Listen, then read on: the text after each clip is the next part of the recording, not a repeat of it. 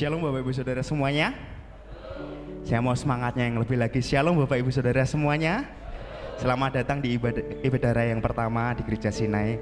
Saya bersyukur kita semua dalam keadaan sehat, dalam keadaan yang diberkati Tuhan. Amin. Saya rindu untuk setiap kita kasih jempol satu sama lain, kanan kirinya. Ucapkan Tuhan Yesus baik. Imani dengan iman percaya kita, Tuhan Yesus baik. Selamat beribadah juga bagi Bapak Ibu Saudara yang beribadah online. Saya jemput Bapak Ibu Saudara untuk kita bangkit berdiri. Kita siapkan hati kita siapkan diri kita. Terima kasih Tuhan buat kasih setiamu atas kami Tuhan. Terima kasih buat besar anugerahmu pada setiap kami Tuhan. Kami mau tinggikan Engkau Tuhan. Kami mau agungkan namamu Tuhan lebih dari apapun Tuhan. Hati kami, hidup kami, penyembahan kami yang terbaik milikmu Tuhan. Kau yang hadir melawat setiap kami Tuhan. Kau yang hadir menjamah setiap kami pada pagi hari ini Tuhan.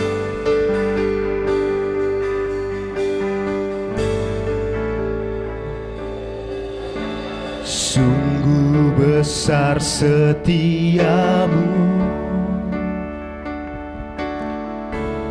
nyata di sepanjang hidupku. Darahmu telah layakkan kehidupanku. Dengan iman kita nyatakan bahwa tiada kata yang bisa,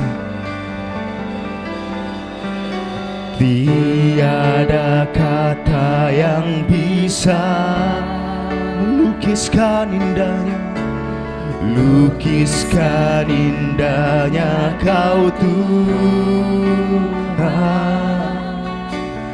Bagimu segala pujian dan kemuliaan. Kita angkat suara kita angkat pujian kita nyatakan ku tinggikan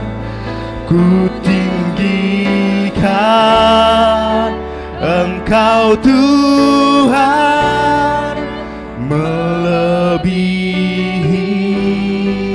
segalanya, lebih dalam ku menyembah dalam roh dan kebenaran selamanya. Terima kasih Tuhan buat kesetiaan-Mu atas setiap kami Tuhan. Kami mau nyatakan, kami mau tinggikan kesetiaan-Mu Tuhan. Sungguh besar setiamu, sungguh besar setiamu, nyata di sepanjang hidupku. Darahmu telah layakkan kehidupan. Dengan iman kita nyatakan bahwa gak ada kata yang sanggup tiada kata yang bisa melukiskan indahmu Tuhan, lukiskan indahnya Kau Tuhan. Bagimu segala pujian dan kemuliaan. Come on, kita tinggikan Tuhan. Ku tinggikan Engkau Tuhan, melebihi segalanya, lebih dalam ku menyembah dalam roh dan kebenaran. Ku tinggikan Engkau, ku tinggikan Engkau Tuhan, melebihi segalanya, lebih dalam ku menyembah dalam dalam roh dan kebenaran selama. Mari kita meninggikan Tuhan, kami tinggikan Engkau, besar setiamu Tuhan. Wasaka papa papa ya nama ya nama ya papa papa papa papa. Wasaka takara ya papa papa.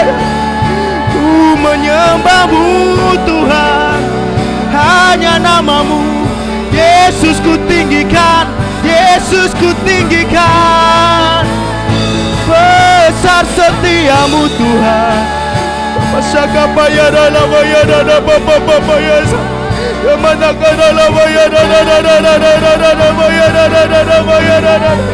Kami meninggikanmu Tuhan, hanya Kau yang ku tinggikan, hanya Kau yang ku agungkan. Hanya nama Yesus, hanya nama Yesus menjamin hidupku, memberikan kasih yang baru Tuhan. Yesus, Yesus, haleluya, haleluya. Kami meninggikanmu Tuhan, syukur ku berikan karamu, kesetiaanmu yang melayakkanku, yang membaharuiku. Yesus, haleluya, haleluya. Oh, oh Yesus, kami meninggikanmu Tuhan, kami meninggikanmu.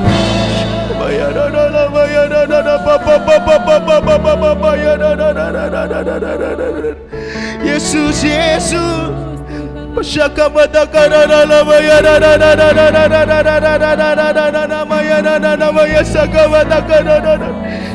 kami tinggikan Engkau Tuhan, Kau yang ku tinggikan lebih dari apapun Tuhan. Kami percaya kasih-Mu, kami percaya Tuhan, kekuatan-Mu, kekuatan-Mu Tuhan. Yesus, anugerah-Mu, kebaikan-Mu, berkat-Mu melimpah bagiku. Tak Kau biarkan kami sendirian, tak Kau biarkan kami terjatuh. Kau yang menopang kami, Kau yang menyembuhkan kami, Kau yang mengangkat kami. Ku tinggikan Engkau Tuhan. Dalam papa sakata karana bayara namayara bayara sakawata karana bayara. Tiada yang seperti-Mu Tuhan, Kau Allah yang besar. Oh Yesus, Yesus, dengan-Mu kami menang, dengan-Mu kami menang. Bersama-Mu kami aman Tuhan, bersama-Mu kami bersukacita. Yesus, kami mau tinggikan Engkau. Biarlah pujian ini lahir dari kedalaman hati. Ku tinggikan Engkau Tuhan, melebihi segalanya, lebih dalam ku menyembah dalam roh dan kebenaran. Jemaat saja yang nyanyi. Ku tinggi, yes.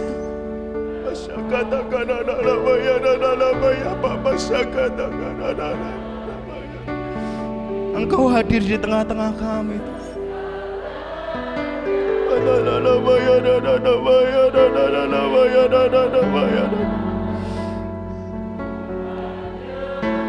Di dalam roh dan dalam roh dan kebenaran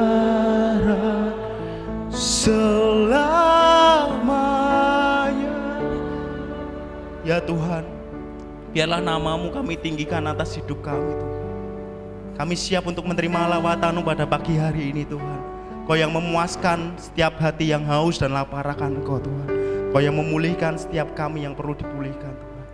Terima kasih Yesus, Roh Kudus-Mu yang beracara, Engkau yang bekerja dari awal sampai akhir ibadah ini Tuhan. Kami membuka hati lebar-lebar untuk Engkau berkuasa, untuk Engkau masuk ke dalam hati kami di ibadah raya ini Tuhan.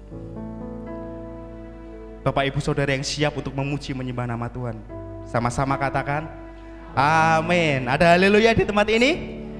Lebih semangat lagi, ada haleluya di tempat ini?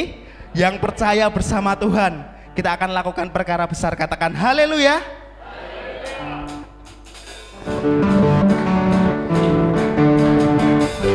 Dengan Tuhan segala yang gak mungkin akan menjadi mungkin. Dengan Tuhan segala yang mustahil akan menjadi mungkin. Kami gak ragu Tuhan akan kesetiaan-Mu Tuhan. Dan sebab itu kami mau berjalan maju. Tak pernah ku ragu akan kesetiaan-Mu. Kau pegang hidupku sepenuh jiwaku. Ku yakin dan percaya Kau tuntun. Mari kita angkat tangan, kita angkat iman kita, pujian kita nyatakan, Yesus Kaulah Raja dalam hidup, berkuasa, berjaya untuk selamat. Dengan iman kita nyatakan, hanya Kau Tuhan, sumber kekuatan, kuasa-Mu tercurah bagiku. Dengan siapa? Dengan-Mu Tuhan, ku kan berjalan dari kemuliaan sampai kemuliaan selamanya.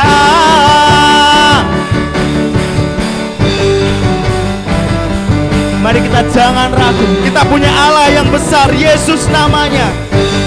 Kita nyatakan dengan iman, tak pernah ku ragu, tak pernah ku ragu akan kesetiaan.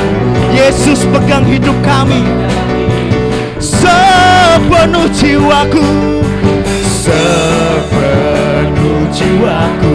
Ku yakin dan percaya Kau tuntun langkahku. Yesus, Yesus, Yesus Kaulah Raja dalam hidupku, berkuasa. Sekali lagi dengan iman, Yesus, Yesus Kaulah Raja dalam hidupku, berkuasa, berjaya untuk selamanya. Hanya Kau Tuhan, sumber kekuatan, kuasa-Mu tercurah bagiku. Dengan siapa Bapak Ibu Saudara? Dengan-Mu Tuhan, Tuhan berjalan bagi kemuliaan sampai kemuliaan selamanya. Sekali lagi, ada haleluya di tempat ini. Yang siap maju untuk meraih masa depan, meraih janji-janji Tuhan, katakan haleluya. Dengan iman kita nyatakan, yuk, hanya Kau Tuhan, hanya Kau, amin Tuhan, sumber kekuatan, kuasa-Mu tercurah bagi. Dengan siapa Bapak Ibu Saudara? Dengan-Mu Tuhan, ku kan berjalan dari kemuliaan sampai kemuliaan. Hanya Kau sumber kekuatan, kuasa-Mu tercurah bagiku. Dengan-Mu Tuhan, kami kan berjalan, bukan berjalan dari kemuliaan sampai kemuliaan selamanya.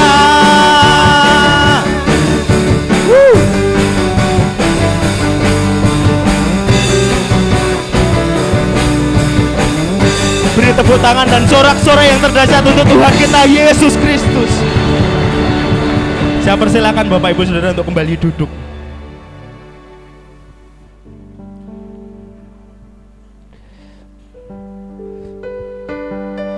Bahwa kita nggak pernah salah mengandalkan, kita nggak pernah salah untuk mempercayai pribadi, yaitu Tuhan pribadi yang tepat, yang selalu kita percaya, yang selalu kita andalkan di dalam kehidupan kita. Amin Bapak Ibu Saudara. Karena Dia adalah Allah yang setia, Allah yang baik.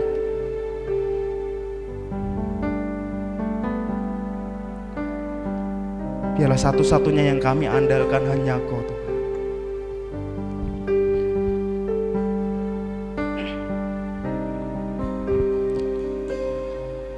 Engkau Tuhan yang setia, waktumu selalu yang terbaik. Engkau Tuhan sandaranku, dan ku hanya kan berharap padamu. Satu-satunya yang ku andalkan, satu-satunya yang ku percaya. Engkau sumber kekuatan, sumber pengharapan, sumber kedamaian. Satu-satunya, satu-satunya yang ku andalkan, satu-satunya yang ku percaya. Engkau Tuhan memberkati, Tuhan penyembuhku, Tuhan pemulihku. Saya jemput Bapak Ibu Saudara untuk kita bangkit berdiri. Kita pujikan pujian ini dengan ini. Engkau Tuhan yang setia, waktumu selalu yang terbaik. Engkau Tuhan, Engkau Tuhan sandaranku, dan ku hanya kan berharap padamu. Satu-satunya, satu-satunya yang ku andalkan, satu-satunya yang ku percaya. Engkau sumber kekuatan, sumber pengharapan, sumber kedamaian. Satu-satunya, oh, satu-satunya yang ku andalkan, satu-satunya yang ku percaya. Engkau Tuhan, Engkau Tuhan memberkati, Tuhan penyembuhku, Tuhan kami sembah Kau. Kaulah satu-satunya, Kaulah satu-satunya yang ku andalkan. Hanya Kau Yesus yang kami andalkan, yang kami percaya. Kami percaya Kau gak pernah mengecewakan kami Tuhan.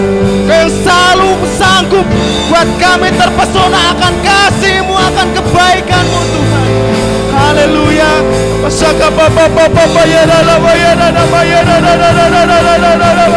Yesus, oh Yesus, Kau Allah yang besar, Kau Allah yang berkasa, Kau Allah yang hebat. Oh, Kau Allah yang besar, ajaib dan mulia.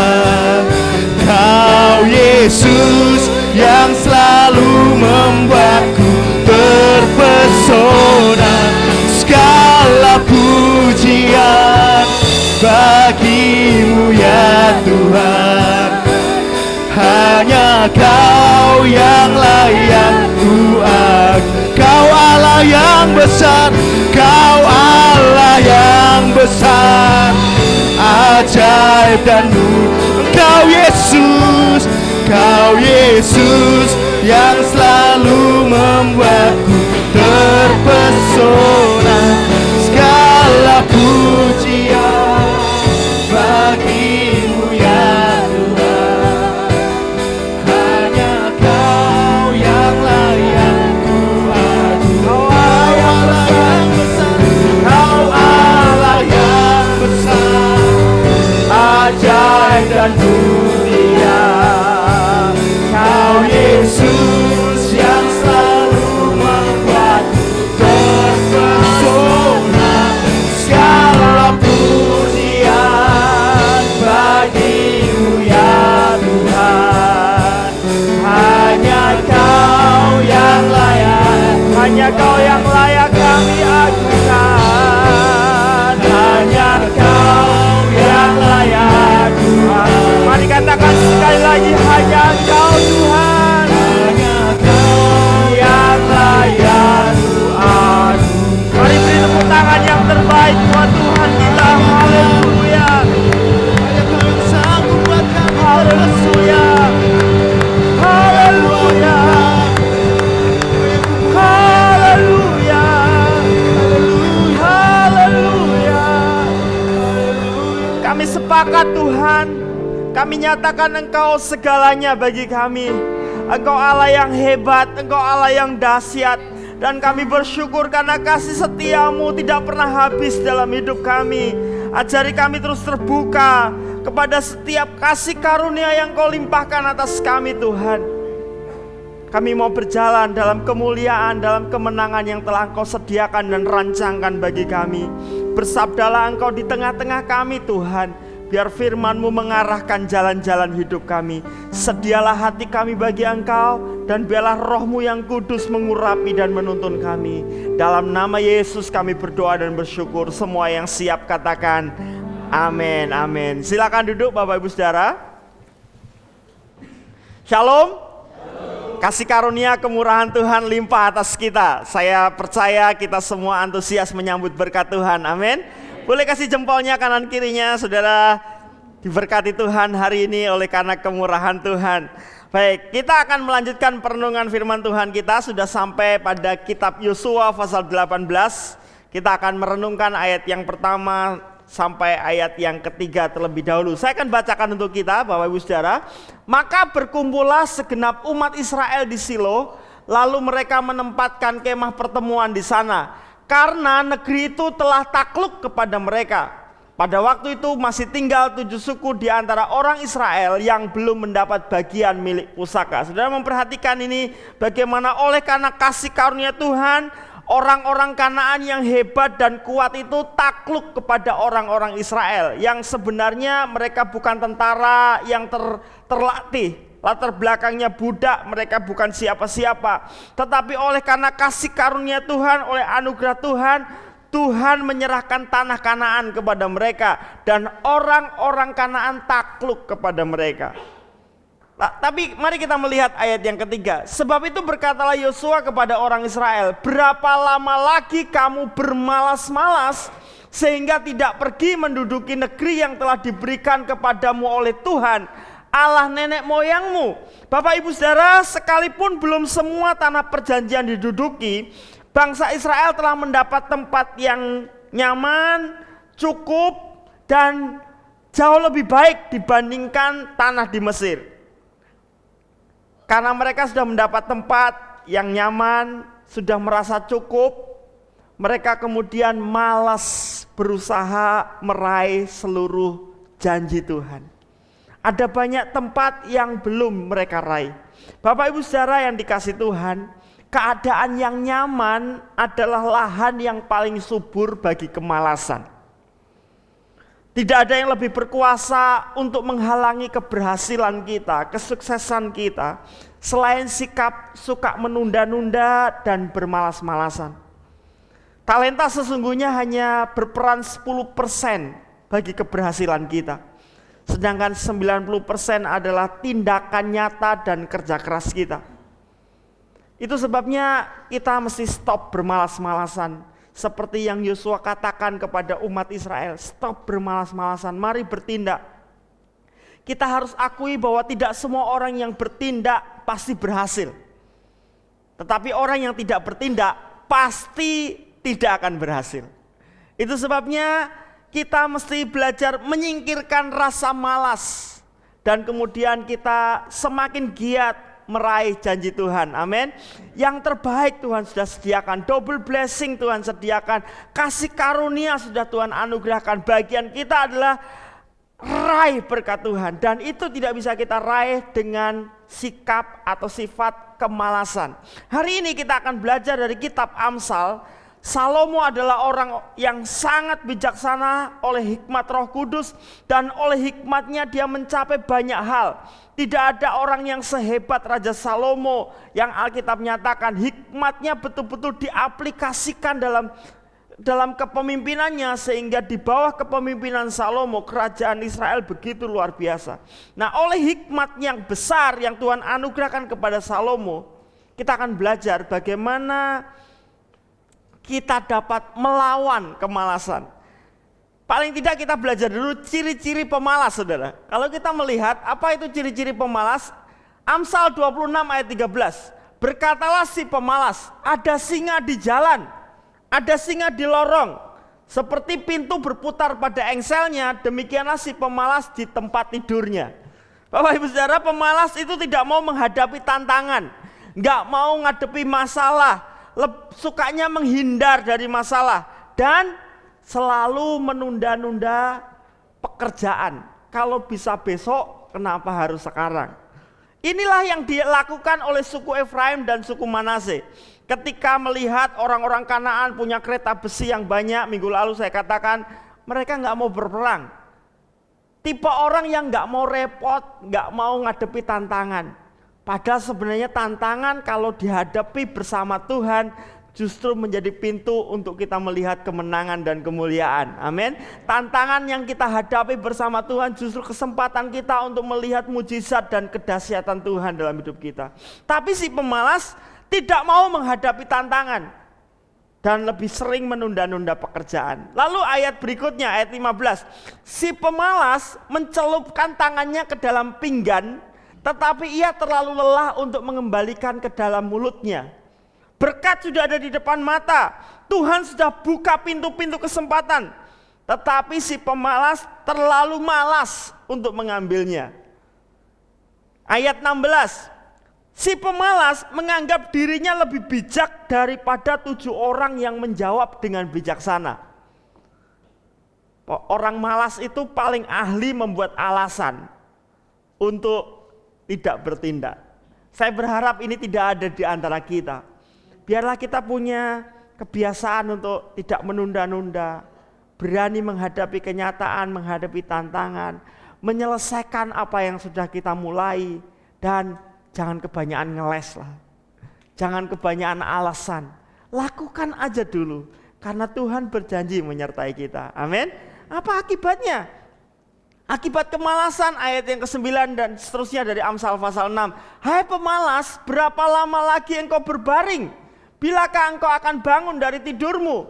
Tidur sebentar lagi, mengantuk sebentar lagi, melipat tangan sebentar lagi untuk tinggal berbaring. Maka datanglah kemiskinan kepadamu seperti seorang penyerbu, dan kekurangan seperti orang yang bersenjata. Orang yang keseringan goleran, gelundang-gelundung gak tahu ngapain. Bapak Ibu Saudara, Alkitab mengatakan walaupun kita anak-anak Tuhan, kalau kita malas, pasti kemalasan itu mendatangkan kemiskinan dan kekurangan. Jangan salahkan Tuhan gak memberkati kita. Sekalipun kita anak Tuhan, kita dikenal sebagai orang yang rohani mungkin, tetapi kalau kita malas, kemiskinan dan kekurangan akan menyerang kita.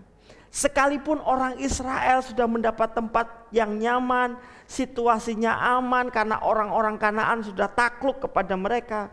Tapi kalau mereka menjadi malas untuk meraih janji Tuhan, untuk mengelola berkat Tuhan, Satu saat keadaan pasti berbalik. Nanti kita akan membaca kisah-kisah berikutnya. Keadaan kemudian berbalik. Orang-orang Kanaan kemudian melemahkan orang Israel. Kenapa? Karena kemalasan mereka. Karena mereka malas untuk meraih dan mengelola berkat Tuhan. Bapak Ibu Saudara, Tuhan tidak ingin kita menjadi orang-orang yang malas. Karena malas itu bukan karakter Tuhan. Tuhan ingin kita menjadi orang-orang yang rajin. Amin. Saudara perhatikan, Tuhan itu gak pernah pakai orang malas. Tuhan selalu memakai orang-orang rajin untuk dipakai dalam pekerjaan Tuhan. Tuhan memanggil Musa ketika sedang menggembalakan ternak. Tuhan memanggil Daud ketika sedang bekerja. Tuhan memanggil Simon, Yakobus yang sedang pergi melaut. Tuhan memanggil Lewi yang sedang bekerja. Tuhan gak pernah panggil orang-orang yang ogah-ogahan. Tuhan memanggil Elisa yang sedang rajin bekerja.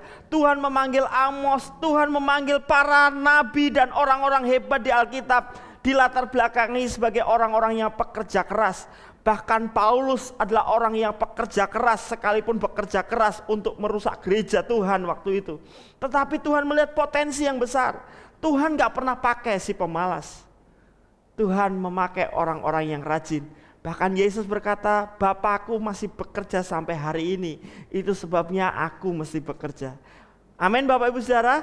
Mari kita menjadi orang-orang yang giat. Nah, Amsal mengajari kita bagaimana kita melawan kemalasan. Menarik saudara, disuruh belajar dari semut. Amsal pasal 6 ayat 6 sampai 8. Hai pemalas, pergilah kepada semut. Perhatikanlah lakunya dan jadilah bijak.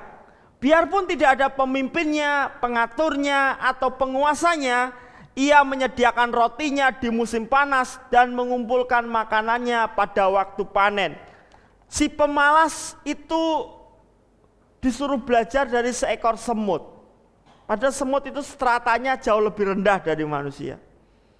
Tetapi untuk mendapatkan hikmat, si pemalas mesti belajar dari semut. Bapak Ibu Saudara, mari kita belajar dari semut yang rajin bekerja. Apa yang bisa kita pelajari dari perilaku semut sehingga kita menjadi bijaksana? Kalau kita melihat bagaimana semut itu melawan kemalasan, dia fokus kepada tujuan. Firman Tuhan berkata, ia menyediakan roti, dia mengumpulkan makanan. Jadi semut itu fokusnya untuk menyediakan roti dan mengumpulkan makanan. Tujuannya jelas. Bapak Ibu Saudara, tujuan hidup itu membuat kita semangat bekerja. Semut riwa-riwi itu bukan untuk sekedar kongko gitu, ngobrol gitu. Kan nggak pernah lihat semut minum teh bersama gitu. Dia melakukan aktivitas. Bukan berarti ngopi nggak boleh, ngeteh nggak boleh, tapi harus ada tujuannya gitu. Tujuannya. Kadang-kadang kita butuh refresh sebentar, ngopi bareng, nyantai. Untuk apa? Mendapatkan hikmat yang baru. Tetapi bukan tanpa tujuan. Bapak Ibu Saudara, kita perlu punya tujuan hidup yang jelas. Karena tujuan hiduplah yang membuat kita semangat untuk bekerja. Orang yang gak punya tujuan, biasanya tidak punya alasan untuk bertindak. Terus ngapain? Ya cuma tidur-tiduran, santai. Lalu tiba-tiba kemiskinan datang menyerbu kita. Tujuan hidup membuat kita tetap berjuang saat menghadapi tekanan dan tantangan. Dan tidak menjadi kendor saat mendapatkan kenyamanan dan godaan. Kalau orang pergi lewat jalan tol tanpa tujuan, begitu ketemu rest area dia bisa nginep di situ. Wah enak ya, santai ya. Tapi kalau orang punya tujuan, boleh di rest area, tapi nggak bakal lama-lama, karena dia tahu itu bukan tujuan akhirnya. Kalau anak-anak muda nggak punya tujuan, maka sekolahnya nyantai, diajak bolos ya ikut bolos, diajak main berkelebihan ya main, yang penting santai. Beda dengan anak-anak yang punya tujuan, dia akan rajin belajar, diajak temennya bolos dia nggak mau karena dia butuh nilai yang baik untuk bisa naik ke jenjang yang lebih tinggi. Demikian juga ketika kita merintis usaha, ketika kita membangun rumah tangga. Kalau rumah tangga kita punya tujuan yang jelas, pasti punya semangat untuk mendisiplin diri. Karena kebahagiaan rumah tangga tidak datang secara instan, perlu diupayakan. Kalau suami istri punya cita-cita yang luhur dalam membangun rumah tangga, pasti suami akan mengupayakan menjadi suami yang terbaik, menjadi istri yang terbaik. Kalau ada tujuannya, tapi kalau gak punya tujuannya, bingung, ngapain ya? Dulu waktu masih pacaran punya tujuan, supaya bagaimana dia jadi istri saya, bagaimana dia jadi suami saya. Tapi setelah menikah gak ada tujuan lagi. Akhirnya rumah tangganya berantakan. Yosua ingin bangsa Israel fokus kepada janji Tuhan. Itu sebabnya kalau Bapak Ibu membaca Yosua 18 dan seterusnya, ketika Yosua berkata, jangan bermalas-malasan. Apa yang dilakukan Yosua? Yosua memilih setiap suku kirim perwakilan. Terus Yosua suruh apa mereka? Kamu kelilingi daerah-daerah yang belum direbut. Puteri sana. Lihat, amati, catat baik-baik. Yosua memerintahkan orang-orang Israel untuk mengamati tanah perjanjian yang belum diduduki. Dan mencatat keadaannya. Supaya apa? Supaya orang Israel punya gambaran yang lebih luas tentang berkat yang Tuhan sediakan. Kalau kita sudah terima, kita sudah merasa cukup, kita berhenti, nyaman. Tapi kalau kita mulai ingat lagi janji Tuhan, kita mulai catat lagi janji Tuhan, kita punya semangat juang yang lebih baik. Kita jadi keluar dari kemalasan. Bapak Ibu Saudara, lihat kembali apa yang Tuhan janjikan. Atas keluarga kita, atas kesehatan kita, atas bisnis kita, atas pekerjaan kita, atas hari-hari tua kita. Mari temukan janji Tuhan. Ingat, kalau perlu dicatat setiap janji Tuhan atas hidup kita. Tempelkan janji Tuhan di tempat-tempat yang mudah kita baca, mudah kita ingat, supaya kita tetap fokus. Hidup gak selamanya mudah, kadang-kadang ada tantangan, ada godaan, ada situasi-situasi yang sulit. Tapi kalau kita terus mengingat janji Tuhan, saya percaya kita menjadi orang-orang yang tetap semangat melangkah. Amin. Semangat menjalani hidup. Mari jadikan janji Tuhan sebagai tujuan dan prioritas hidup kita. Mari fokus untuk meraih berkat-berkat yang Tuhan sediakan buat kita. Baca Alkitab lebih banyak lagi, temukan janji-janji Tuhan lebih lagi. Karena hidup ini gak cuma hari ini, yang terbaik masih Tuhan sediakan di depan kita. Asal kita mau pegang itu, fokus di sana, pasti kita akan melihat hasilnya. Lalu apa yang kita bisa pelajari dari semut? Ayat 7, biarpun tidak ada pemimpinnya, pengaturnya, atau penguasanya, semut adalah binatang yang bertanggung jawab, melakukan bagiannya dengan sungguh-sungguh, tidak berhenti sampai sasarannya tercapai. Diawasi atau tidak. Saya punya pengalaman menarik waktu saya masih SD, kira-kira kelas 2 SD, kelas 3 SD. Saya, adik saya, dan papi saya ngamati perjalanan semut. Kami melihat semut itu masuk ke sebuah lubang di dinding begitu, keluar masuk lewat situ. Lalu papi saya itu motong sebuah makanan kering itu ya, makanan kering yang agak gede, taruh di situ. Coba amati. Saya ingat itu kayaknya hampir setengah hari kami bertiga cuma ngeliatin semut itu. Mungkin kayak pengangguran. Tapi kami belajar dari, nggak tahu, itu pengalaman yang tidak pernah hilang dari kepala saya. Semut itu satu nemu, lalu kemudian dia panggil temennya. Tiba-tiba ngumpul banyak, terus digotong. Persoalannya rotinya itu terlalu besar dibanding lubangnya, nggak bisa masuk. Apa yang coba amati, mundur lagi, terus dipecah-pecah. Itu bukan waktu yang 1-2 menit, 5/4 jam. Itu saya ingat itu cukup lama. Tapi semut itu nggak pernah berhenti, nggak pernah nyerah, puter, dipotong-potong. Lalu kemudian agak mundur lagi. Lalu apa yang dilakukan papi saya? Diambil kapur semut sudah, dibuat garis panjang. sehingga semutnya nggak bisa lewat. Bukankah itu yang kita lakukan kalau banyak semut? Saudara? Tapi saudara, semut nggak pernah menyerah. Semut itu akan muter jauh sampai ujungnya, garis kapurnya itu sampai di ujung sana, muter dia. Tetap aja. Mau disemprot pakai apapun, nanti nunggu semprotannya habis, baunya hilang, dia lewat lagi. Semut gak pernah berhenti sampai mencapai sasaran. Kalau jalan ditutup, gak ada ceritanya terus kemudian makanannya ditinggal terus semutnya menyerah, itu gak ada. Semut itu akan cari jalan lain sampai mendapat. Saya melihat ini adalah hal yang perlu kita pelajari bersama. Jadilah orang-orang yang bertanggung jawab. Diawasi atau tidak, ada supervisor atau tidak, ada atasan atau tidak, dilihat orang lain atau tidak. Mari belajar bertanggung jawab. Setialah dalam perkara-perkara yang kecil. Karena Tuhan akan mempercayakan hal-hal yang besar kepada kita. Pemalas tidak mau menyelesaikan apa yang sudah dimulai. Bapak Ibu Saudara, waktu nanti yang akan membuktikan. Kalau hari ini kita punya habit malas, setiap kali ada tantangan kita berhenti, kita sudah mulai dengan ide yang besar, tapi kemudian berhenti di tengah jalan hanya karena ada tantangan-tantangan.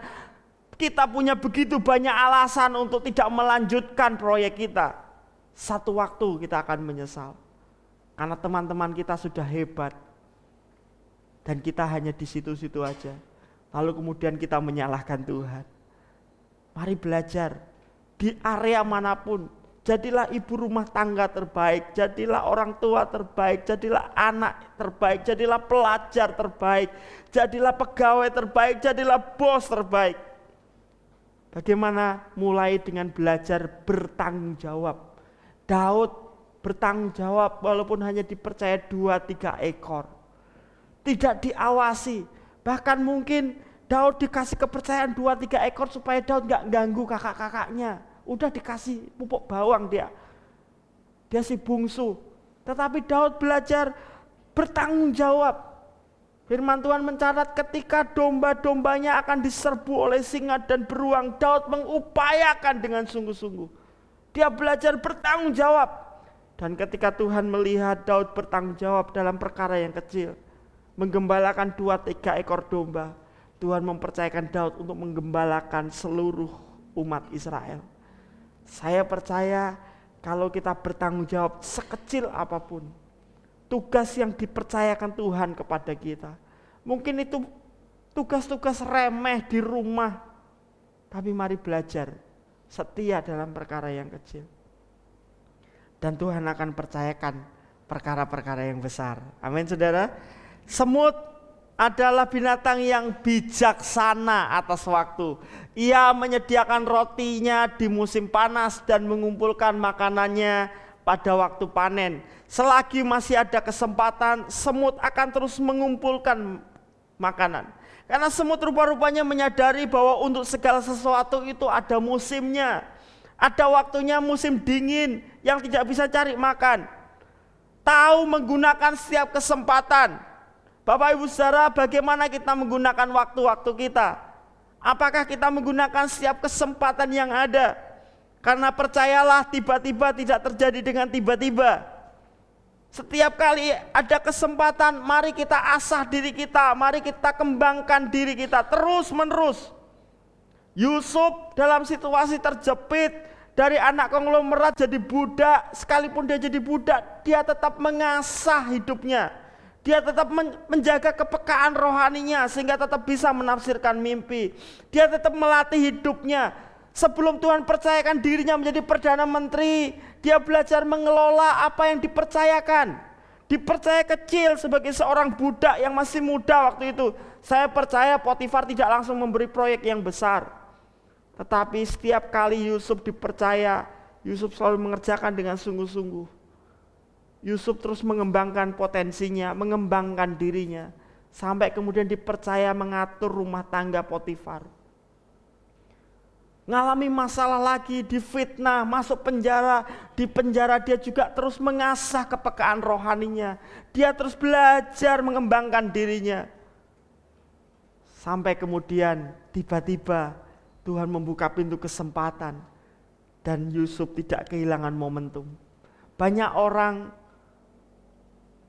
tidak berhasil kadang-kadang karena kesempatan itu datang, tapi kita tidak mengambilnya. Nah, kenapa kita nggak mengambilnya? Karena kapasitas kita kurang mumpuni. Pertanyaannya, kenapa kapasitas kita kurang mumpuni? Karena kita tidak mengasahnya setiap waktu. Saya mendapati kadang-kadang anak-anak yang baru bekerja di awal-awal, dia merasa, kok saya diperlakukan tidak adil, kok gajinya nggak sesuai dengan pendidikan saya, dan sebagainya. Saya masih teringat seorang hamba Tuhan, dulunya seorang bankir, dia lulusan MBA, lulusan pendidikan yang baik di Amerika, tapi waktu kerja di bank di Indonesia, waktu itu dia hanya jadi pegawai rendahan. Waktu itu gajinya 600.000. Dia marah, dia pulang kepada papahnya. Aku kerja ikut papa aja. Ngapain kerja ikut orang cuma digaji 600.000 padahal aku S2 di Amerika. Tapi papahnya ngomong, nak, kamu tetap harus lanjutkan bekerja ikut orang. Jangan berpikir kalau kamu sekolah itu investasi, kalau kerja itu waktunya menuai. Enggak, awal bekerja 1-5 tahun pertama itu juga investasi. Saudara tahu waktu dia jadi bankir, kerja di sebuah bank maksud saya, dia kerjaannya suruh bikin kopi karyawan yang lain, suruh nganter surat, suruh nyetempeli zaman dulu, suruh fotokopi. Tapi dari situ dia belajar. Dia belajar ngatur waktu, dia bisa melihat. Dan ini yang Bapak ini kerjakan. Setiap kali dia diberi tugas, dikasih tugas 1 minggu, 3 hari selesai. Diberi tugas 3 hari, 1 hari selesai. Dia belajar kerjakan. Dan Tuhan promosikan. Nah, sekarang ketika dia naik promosi, dia gak bisa dibohongi anak buah. Karena dia tahu berapa menit untuk pergi ke kantor pos. Dia tahu berapa lama untuk bikin kopi. Dia tahu berapa lama untuk bersih-bersih ini. Dia tahu berapa waktu untuk ngatur, untuk filing. Dia tahu semua. Kenapa? Karena dia belajar dari bawah. Bapak Ibu Saudara, mari gunakan setiap kesempatan yang ada untuk melatih dan mengembangkan diri. Situasi adalah kesempatan untuk meningkatkan kualitas diri kita. Jangan karena gajinya dipotong gara-gara pandemi, lalu cara kerjanya juga dipotong. Malas perusahaan tidak mengapresiasi saya. Saya sudah bekerja keras kok malah gaji dipotong. Ya sudah, bekerjanya ya ala kadarnya saja. Justru hari-hari ini menjadi saringan kuat buat kita. Apakah kita menunjukkan komitmen kita untuk sungguh-sungguh bekerja? Ingat, Tuhan yang menjadi bos kita. Amin. Bukan atasan kita. Tuhanlah yang akan membuat kita naik atau membuat kita turun. Pastikan setiap kesempatan kita melakukan yang terbaik. Suami istri, mari gunakan setiap kesempatan. Ada banyak istri-istri yang mengeluh karena suaminya ngorokan. Tapi satu waktu ketika suaminya sakit, dengkuran itu menjadi kabar baik buat dia. Sebab ketika suaminya sudah gak ngorok lagi, dia takut kalau suaminya dipanggil Tuhan. Selagi suami Anda masih ada di samping Anda, istri masih ada di samping Anda, mari belajar untuk melakukan yang lebih baik lagi, lebih baik lagi. Amin saudara. Bijak atas waktu, karena tidak selamanya istri Anda ada di samping Anda. Tidak selamanya suami Anda ada di samping Anda. Tidak selamanya orang tua bersama kita. Tidak selamanya anak-anak bersama kita. Jangan sampai ketika anak-anak bersama kita, kita tidak menggunakan waktu sebaik-baiknya untuk membangun hubungan. Saya membaca sebuah kisah seorang bapak yang suka sekali nonton pertandingan bola, penggemar bola. Sehingga ketika pulang kantor dia selalu buka televisi, lalu kemudian dia lihat pertandingan bola. Anaknya umur 6 tahun melihat kesukaan papahnya main bola, menonton bola. Dan itu membuat anaknya juga punya cita-cita jadi pemain bola. Apa yang dilakukan anak ini? Ketika papahnya pulang mulai buka TV, nonton pertandingan bola, anaknya mulai ngambil bola. Duk, duk, duk. Ya Pak, main bola.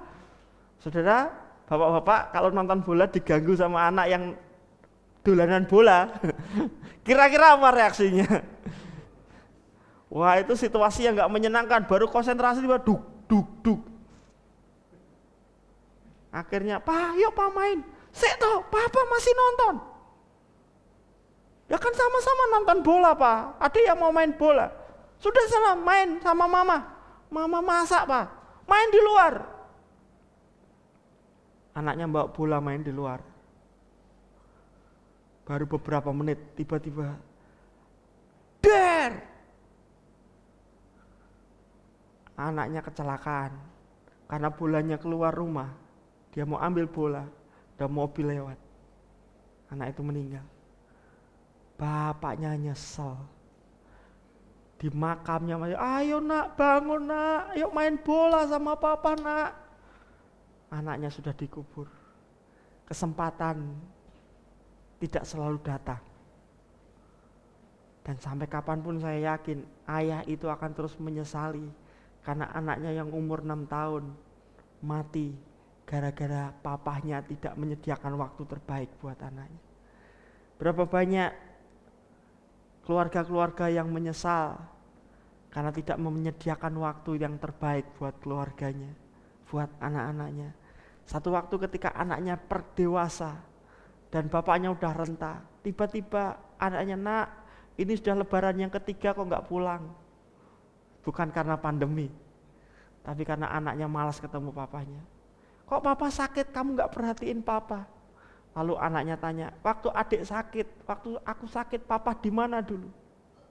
Papa sibuk di kantor, papa sibuk pergi sama teman-teman, papa sibuk melakukan hobi papa. Di mana dulu waktu adik sakit? Mama yang ngurusi adik. Jangan sampai itu terjadi atas kita. Mari gunakan setiap waktu yang ada untuk memaksimalkan hidup kita, membangun rumah tangga yang baik, membangun bisnis kita yang baik, karena kesempatan kadang-kadang bisa lewat atas hidup kita. Semut bijaksana atas waktu, selagi masih ada kesempatan dia lakukan yang terbaik. Yang keempat, semut senang tinggal dalam komunitas. Amsal 30 ayat 25, semut bangsa yang tidak kuat tetapi yang menyediakan makanannya di musim panas. Semut bangsa yang tidak kuat. Semut kalau sendirian dia tidak berdaya. Apalagi semut itu punya job desk yang berbeda-beda. Ada semut pekerja, ada semut pembawa telur, pembawa bayi, penjaga bayi, ada semut yang menjaga kawanan dan sebagainya. Masing-masing ternyata punya job desk-nya sendiri. Itu yang membuat semut tetap bertahan sampai sekarang. Di tengah-tengah situasi yang sulit, semut terus berkembang biak. Kenapa? Karena semut itu selalu bekerja dalam tim. Semut itu binatang yang tidak kuat tetapi menjadi sangat kuat dalam komunitas. Semut kalau sendirian susah bertahan hidup. Itu sebabnya semut selalu tinggal dalam komunitas, disebut sebuah bangsa, koloni. Sehebat-hebatnya kita orang percaya, kita tidak pernah bisa sendirian. Elia yang gagah perkasa saja pengen mati cepat. Kenapa? Karena dia merasa berjuang sendirian. Satu waktu ketika Elia berhadapan dengan 950 nabi-nabi palsu, Elia begitu berani. Tapi ketika dia diancam oleh Batseba, dia menjadi kecil hati. Dan dia pergi ke dalam hutan. Dan dia berkata kepada Tuhan, Tuhan cabut nyawaku saja sekarang. Karena aku gak lebih baik dari yang lain. Tuhan nanya, kenapa? Karena aku sendirian bekerja segiat-giatnya dengan kamu. Apa yang Tuhan katakan? Makan nak, minum. Masih lemes Elia. Sampai kemudian Tuhan berkata, kamu gak sendirian. Aku masih menyisakan 7.000 orang yang takut akan aku. Elia semangat. Saudara, Superman is dead. Tidak ada orang yang super hari-hari ini. Saudara dan saya butuh kawanan. Jangan menyendiri. Apalagi kalau kita sedang hadapi masalah, justru jangan menarik diri. Masuk dalam komunitas. Cari teman. Dan jangan sembarang teman. Cari teman-teman yang hebat. Semut kumpul sama semut. Orang rajin kumpul sama orang rajin. Orang rajin dalam masa-masa sulit terus kumpul sama pemalas. Sudah, wes tongkrong ae wes. Turu rak wes gitu. Lama-lama jadi ikut malas. Jadi Bapak Ibu Saudara, pastikan kita belajar dari semut. Fokus kepada tujuan, bertanggung jawab, bijaksana atas waktu, dan tinggal dalam komunitas. Amin Saudara. Ada satu kisah yang menarik tentang jembatan Brooklyn. Ini jembatan yang panjangnya 1280 meter, 1825 meter, yang menghubungkan New York ke Long Island. Ini jembatan gantung tertua di Amerika karena dibangun tahun 1880-an kira-kira. Dan menjadi jembatan terpanjang di dunia sejak tahun pembukaannya. Ini menjadi landmark kota New York. Sangat bagus. Tetapi jembatan ini menarik bukan hanya karena konstruksinya yang luar biasa. Tapi di balik jembatan yang hebat ini, yang keren ini, ada orang-orang hebat yang merancang dan membuatnya. Kisah di balik jembatan Brooklyn itulah yang justru membuat jembatan Brooklyn menjadi jembatan yang sangat terkenal sampai hari ini. Jembatan Brooklyn ini dirancang oleh seorang yang bernama John Roebling. Seorang kelahiran warga negara orang keturunan Jerman yang lahir di Amerika. Dia seorang teknik sipil, seorang perancang bangunan. Satu waktu dia punya mimpi menghubungkan New York ke Long Island, terbentang menyeberangi sungai yang lebar. Para ahli konstruksi waktu itu berpikir negatif. Itu enggak mungkin John, terlalu panjang. Sudah jangan mimpinya jangan kebesaran. Karena pada waktu itu secara praktisi belum ditemukan keilmuan untuk membuat jembatan yang begitu panjang. Bentangnya antara tiang ke tiang itu 500 meter, setengah kilo. Membuat jembatan gantung seperti itu rasanya terlalu sulit. John Roebling tidak didukung oleh ahli-ahli waktu itu. Tapi dia tidak kehilangan mimpinya. Dia enggak kehilangan tujuan hidupnya. Dia fokus kepada mimpinya. Karena tidak ada yang mendukung. Dia kemudian berbagi mimpi kepada anaknya yang bernama Washington Roebling. Dia share. Kebetulan Washington juga mencintai konstruksi. Dia sekolah di Fakultas Teknik. Mereka berdua merancang jembatan yang begitu besar, panjang. Sampai akhirnya ketika mereka betul-betul memikirkan sungguh-sungguh, akhirnya mereka mulai membangun tim dan membangun jembatan itu. Tapi sayang saudara, beberapa bulan ketika membangun jembatan Brooklyn yang panjang ini, terjadi masalah. Ada kecelakaan kerja sampai kemudian John Roebling mati karena insiden itu. Dan anaknya Washington Roebling mengalami kelumpuhan total. Bahkan dia tidak bisa berbicara. Washington Roebling masih hidup, tetapi hanya bisa menggerakkan satu jari karena mengalami kelumpuhan total. Orang-orang kemudian berkata negatif, tuh kan, ngapain mimpinya ketinggian? Gak percaya bahwa ini adalah pekerjaan yang mustahil. Semua orang berkata negatif. Tapi di tempat tidur rumah sakit, Washington Roebling kemudian berpikir, saya harus menyelesaikan apa yang sudah saya mulai. Saya tidak boleh mengubur mimpi saya. Saya harus bertanggung jawab.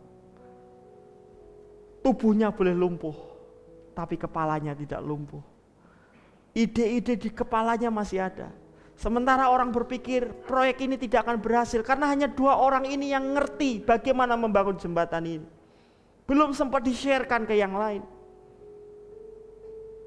Apa yang dilakukan Washington Roblin? Dia hanya bisa menggerakkan 1 jari. Tiba-tiba jari itu diketuk-ketukan di lengan istrinya, Emily Roblin. Istrinya menangkap sinyal. Dia mulai belajar bagaimana berkomunikasi dengan suaminya hanya dengan ketukan. Emily menjadikan itu sebuah kesempatan. Selagi suamiku masih hidup, selagi suamiku bisa berkomunikasi walaupun hanya dengan jari, 1 jari saja, diketuk-ketukan di lengan istrinya. Istrinya belajar berkomunikasi dengan 1 jari. Istrinya menggunakan kesempatan untuk belajar tentang matematika tingkat tinggi, ilmu kekuatan material, spesifikasi jembatan, dan seluk-beluk konstruksi kabel. Dia mulai belajar menyesuaikan diri. Dan Emily kemudian menjadi penghubung bagi suaminya untuk menerjemahkan ketukan itu kepada tim. Akhirnya dengan kerja keras, dengan ketekunan, dengan bekerja sama, dengan pantang menyerah, fokus kepada tujuan, bertanggung jawab, mengupgrade diri. Dalam waktu 13 tahun, jembatan Brooklyn akhirnya terbangun. Jembatan ini bukan hanya hebat dalam perancangan, tapi menunjukkan sebuah komitmen yang kuat bahwa tantangan boleh besar, situasi boleh sulit. Tetapi kalau orang itu fokus kepada tujuan, bertanggung jawab, bersedia mengembangkan diri, dan mau bekerja sama dalam tim, maka keberhasilan sudah ada di depan mata. Bapak Ibu Saudara, saya nggak bisa membayangkan bagaimana hanya dengan 1 jari dalam 13 tahun sebuah jembatan terbangun. Saya tidak tahu tantangan apa di depan kita. Situasi tidak ideal apa yang sedang kita hadapi. Atau kenyamanan apa yang sudah kita nikmati sampai kemudian kita berkata sudah cukup. Bapak Ibu Saudara, Tuhan tidak ingin kita berhenti berkarya. Sebelum nafas kita berhenti, Tuhan ingin kita terus berbuat bagi kerajaan Allah. Tuhan tidak ingin kita bermalas-malasan. Tuhan ingin kita menikmati janji-janji Tuhan yang besar. Sejatinya jembatan Brooklyn bukan hanya sekedar untuk membuktikan tentang kehebatan seseorang, tetapi untuk menunjukkan bahwa tidak ada yang mustahil bagi orang-orang yang sungguh-sungguh mau bekerja keras. Karena Tuhan selalu menyertai, Tuhan selalu mengurapi, Tuhan selalu memberkati orang-orang yang mau berupaya dengan sebaik mungkin. Mata Tuhan menjelajah ke seluruh bumi untuk mencurahkan kekuatan kepada orang-orang yang bersungguh hati. Sama-sama bangkit berdiri, kita datang kepada Tuhan.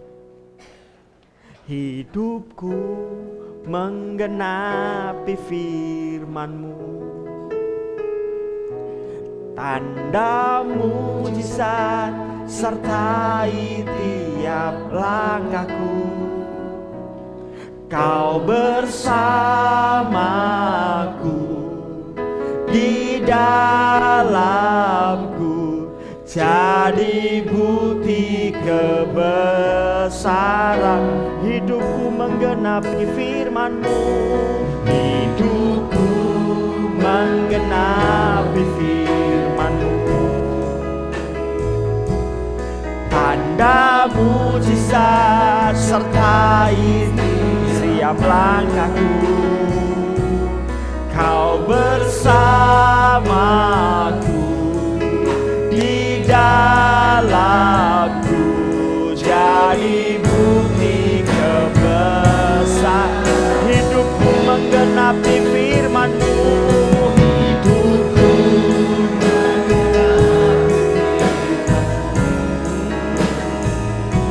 tanda mujizat sertai tiap langkahku.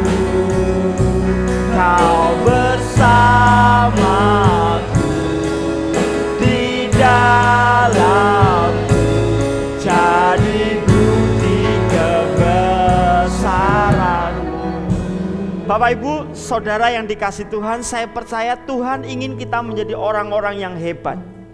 Sebab bagaimana mungkin orang bisa melihat Tuhan yang hebat kalau tidak melihat umat-umatnya yang hebat. Tetapi itu tidak bisa terjadi dengan instan. Tuhan ingin kita bekerja sama dengan tracknya Tuhan. Bagian Tuhan adalah mengurapi, memberkati, menganugerahi kita dengan segala sumber daya yang hebat. Tapi bagian kita adalah tinggalkan kemalasan, mari bekerja keras, biar orang lain melihat Tuhan kita yang hebat lewat kehebatan kita. Mari belajar dari semut. Mari fokus kepada rancangan Tuhan atas hidup kita. Mari bertanggung jawab sekecil apapun yang Tuhan percayakan kepada kita. Mari terus mengembangkan diri.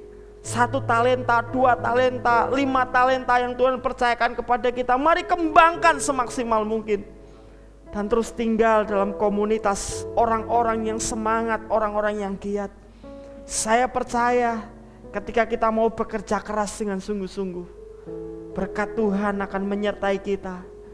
Mujizat, kehebatan Tuhan akan kita alami dari waktu ke waktu. Biar nama Tuhan dipermuliakan lewat karya-karya kita yang hebat dan luar biasa. Mari teduhkan hati kita datang kepada Tuhan. Tuhan, terima kasih buat setiap janji-janji hebat-Mu yang Kau berikan kepada kami. Apapun latar belakang kami berhak mendapat masa depan yang luar biasa. Karena kami adalah anak-anak Allah yang hidup. Kami bersyukur buat setiap rancangan-Mu yang hebat, yang luar biasa dalam hidup kami. Kami berterima kasih buat sumber daya yang Kau anugerahkan kepada kami, buat pengurapan dan kesempatan yang Kau sediakan terbentang luas bagi kami. Ajari kami melakukan bagian kami Tuhan, untuk tidak berpangku tangan, untuk tidak bermalas-malasan, tapi kami mau bekerja keras, mengambil, meraih setiap janji Tuhan atas kami. Kami mau belajar dari semut Tuhan, fokus kepada tujuan, bertanggung jawab, mengembangkan diri kami, menggunakan setiap kesempatan yang ada. Dan kami mau tinggal dalam komunitas orang-orang yang percaya kepada Engkau sungguh-sungguh, supaya kami saling menguatkan, saling membangun. Biarlah lewat hidup kami, lewat karya hidup kami, lewat daya juang kami, orang lain memuliakan Engkau Tuhan. Goreskan firman-Mu dalam hidup kami. Engkau yang melihat pergumulan-pergumulan kami masing-masing. Beranikan kami untuk menghadapinya bersama dengan Tuhan. Kami percaya ketika kami melangkah, mujizat Tuhan, kedahsyatan Tuhan akan kami alami seumur hidup kami. Terima kasih Tuhan, terima kasih. Di akhir ibadah kami membawa persembahan persepuluhan kami kepada Tuhan. Tuhan yang menguduskan, biar kami memberikan karena kami mengasihi dan menghormati Tuhan. Boleh kami gunakan untuk kemuliaan Tuhan. Berkat-Mu limpah atas kami. Dan bila mana kami kembali ke rumah kami masing-masing, kiranya kami pulang dengan sukacita, sebab berkat Tuhan bersama-sama dengan kami. Mari kita menerima berkat Tuhan. Tuhan memberkati engkau dan melindungi engkau. Tuhan menyinari engkau dengan wajah-Nya dan memberi engkau kasih karunia. Tuhan menghadapkan wajah-Nya kepadamu dan memberi engkau damai sejahtera. Kekasih-kekasih Tuhan, mari pulang dengan membawa anugerah dari Allah Bapa, kasih sayang dari Tuhan Yesus Kristus dalam persekutuan Roh Kudus menyertai kita hari ini sampai selama-lamanya, di dalam nama Tuhan Yesus Kristus. Amin.